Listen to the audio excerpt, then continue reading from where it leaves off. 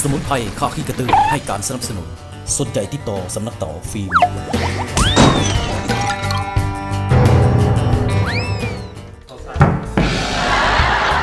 เสียง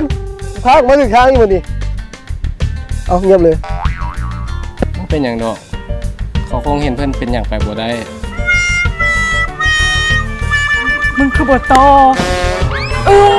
แล้วมันเกิดอย่างขึ้นมันดิบักอั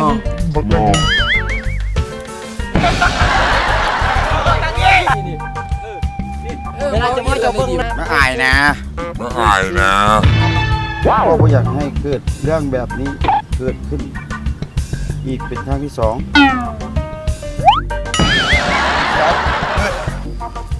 พอบักเม็ดเห็ดหน้าที่เดี๋ยวมึงจะมาให้กูเห็นหน้าอยู่วะมึงจะมาให้กูเห็นหน้าอยู่วะไม่เรียนนะมันกำลังดีแล้วมันเคี้ยวตัวเป็นมาสำคัญในงานนี้ให้โอกาสไปสักครั้งลืมนอกจากมึงสิแมนนอกจากมึงไปทางพุ่นแล้วเจ้าก็กินฮอตคอยแล้วอยู่ๆค่อยหายตัวมาอยู่ใกล้เจ้าเป็นนี้แล้วพี่เถียงเป็นไรวะได้ข้อมูลขึ้นมาก็ประมาณว่าจะปลอดภัยรู้อยู่ว่ากันให้ปักคำสำคัญกว่าเปียว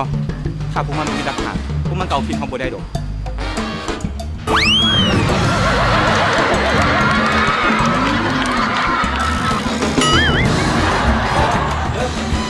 พี่ไปตามคนที่เจ้าต้องการกลับมา